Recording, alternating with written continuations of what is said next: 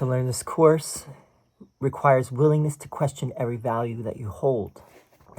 This is the golden moment in the course that we're going to do today.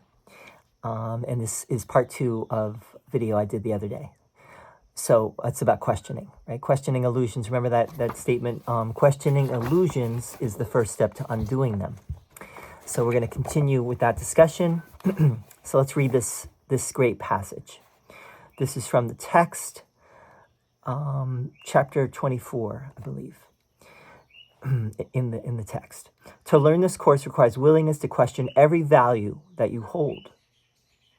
Not one can be kept hidden and obscure, but it will jeopardize your learning. No belief is neutral.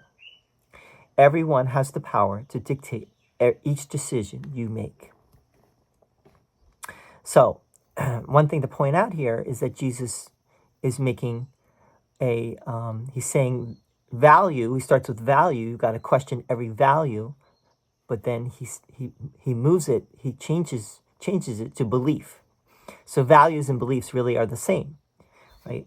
Whatever you value depends on what you believe, and essentially you have to question every belief, every value. It really goes to every belief, right? Because beliefs really are the cornerstone of what we value. But it really gets to the same thing. And so we need to question everything.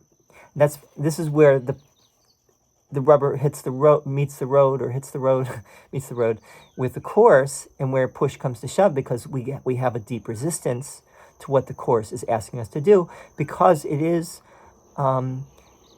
asking us to question our beliefs and asking us to rethink what we have long thought to be true. And it really gets to the foundation of everything, which is, what am I? Right? What am I? And it's not forcing you to believe anything. This is not a cult. This is not a religion. This is merely an invitation to know your true self. But if you want to do the course, right, and it's all about what you want. Again, no one is forcing you. But if you want to know the truth, the course is providing a way. Now, the problem is do you believe that? Right? How do you know that the course is presenting the truth? Maybe it's not presenting the truth. Maybe it's presenting a false path, which, certain Christian groups have said, evangelical groups and so on have said, no, the course is of the devil, it's demonic, don't listen to it, et cetera, et cetera. You've probably heard that before. But, if it speaks to you, then, and you do want to engage with it, then you will see if it's true or not, for yourself at least. Now, is it ultimately true? I think that's an open question. I don't know if anyone can answer that question. But what I can say, I'll say this for myself. I feel the course has helped me. I feel the course has helped me to be kinder, less judgmental, more understanding, more forgiving, which is really not being judgmental. Questioning, do I really know? When I get into the judgment, when I get into the anger, it helps me to step back and say, how do I know how do I know I'm right? How do I know? Can I see the bigger picture? Who am I to judge? Right? I think my two best questions, best practice questions, or let's put it this way. I think the two most important questions for me are, who am I to judge? And what am I afraid of? Right? And I think those two questions can be very helpful with this process. And as I was saying, by the fruits you shall know it, right? When you practice the course, you see that it bears fruit. And how does it bear fruit? It bears fruit in that you feel lighter, you feel kinder, you are kinder, you feel less, you are less judgmental, you're able to get along with people better, you're smiling more, you're feeling more, consistently feeling more peace and more joy. And these show you that the Course is working for you. Not everyone has that experience. Some people feel frustration, some people feel a deep sense of dread and resistance, etc. with the Course, but it might be that they're not really fully understanding it, and this is where someone that might guide them could help them, right? And that's why I don't have a problem with people teaching the Course. I think that's useful because it is helpful to get other people's feedback on what the Course is saying, and maybe you're not seeing it in correctly, right? Or in the best, maybe you can understand the Course a little better than you are.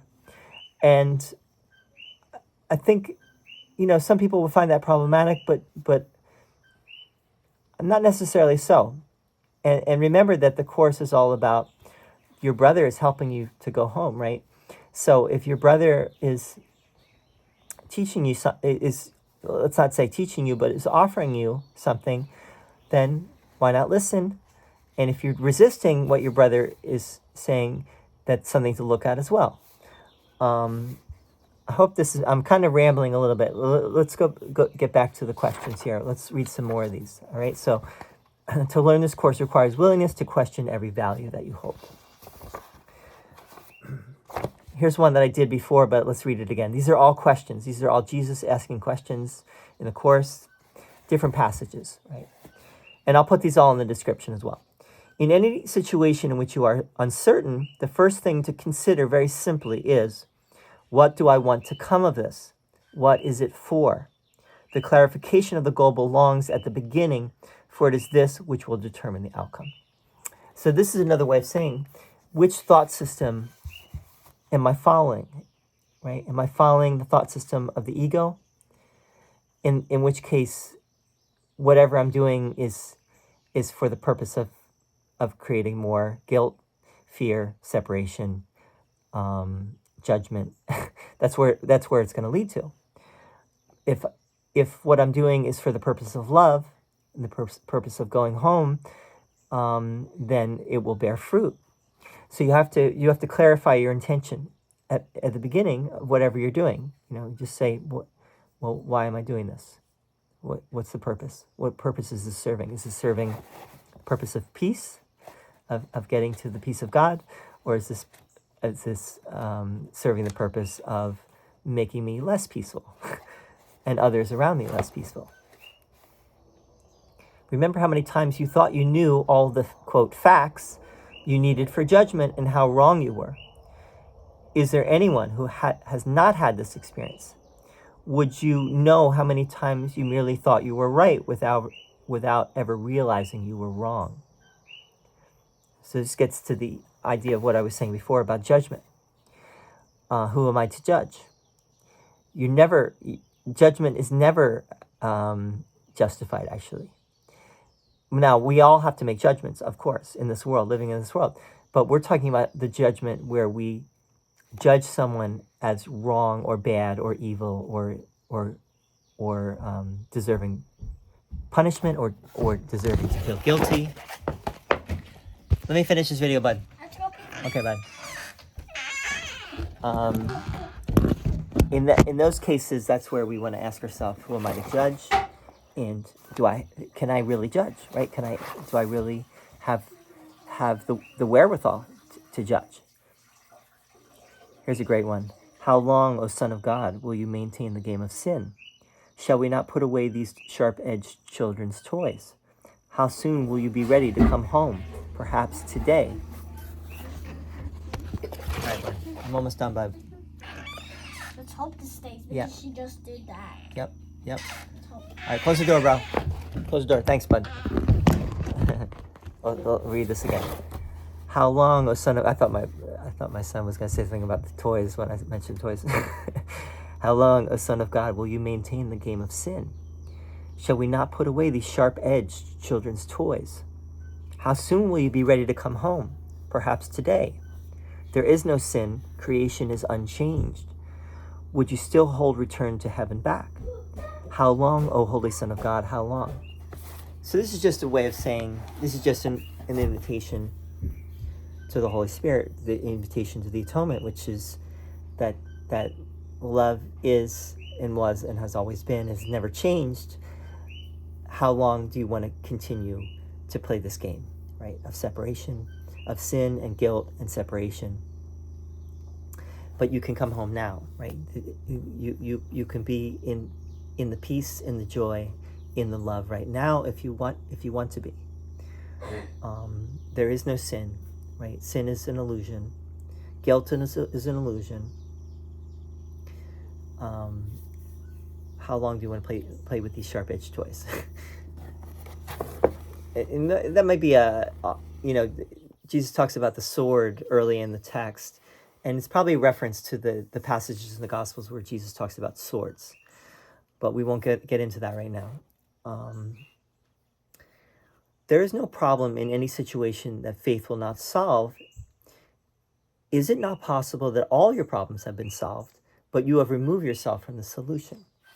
This is a great question, right? All your problems have already been solved. There's only one problem, which is separation, the belief in separation. There's that one belief that we are separate from each other and separate from God, and that is the source of all of our suffering. But if we did not have that belief, then if we let go of that belief, then we would realize that we don't need that belief, and that has been the source of our suffering. Okay? So every problem can be solved with that one solution, and that's what the Course calls the atonement principle. Right? That God has never changed. God is only love, and therefore so are we, because we are created in the likeness of God, and or in the loveness of God. Let's put it that way. We're created in the loveness of God, and therefore that one belief changes everything else. Right? How willing are you to forgive your brother? How much do you desire peace instead of endless strife and misery and pain? These questions are the same in different form. Right? As long as we're holding things against our brother, as long as we're holding things against ourselves, we're going to be living the misery and the pain. They're going to be there until we can let go, until we decide to let go, until we are willing to let go of the grievances, right? Which really go back to the beliefs. We have false beliefs, and that's why we have our grievances. So we really have to question our beliefs, right? Your questions have no answer, being made to still God's voice, which asks of everyone one question only. Are you ready yet to help me save the world? Right? Your questions have no answer. All of your questions are egoic, ultimately. Right? The only real question is, are you ready to go home? Are you ready to help Jesus save the world? But don't forget that Jesus is you, right? Are you ready to go home and let go of all of your beliefs that are keeping you in suffering? And you can go home right now if you so choose. Anyway, I hope this is helpful. There's a lot. I covered a lot in a little bit of time. I'm going to put all that in the description, all those questions, and always love to hear any comments or feedback you have, anything you want to share. And keep on quest on, my brother. And shine on too, and one love and all that jazz. See you soon.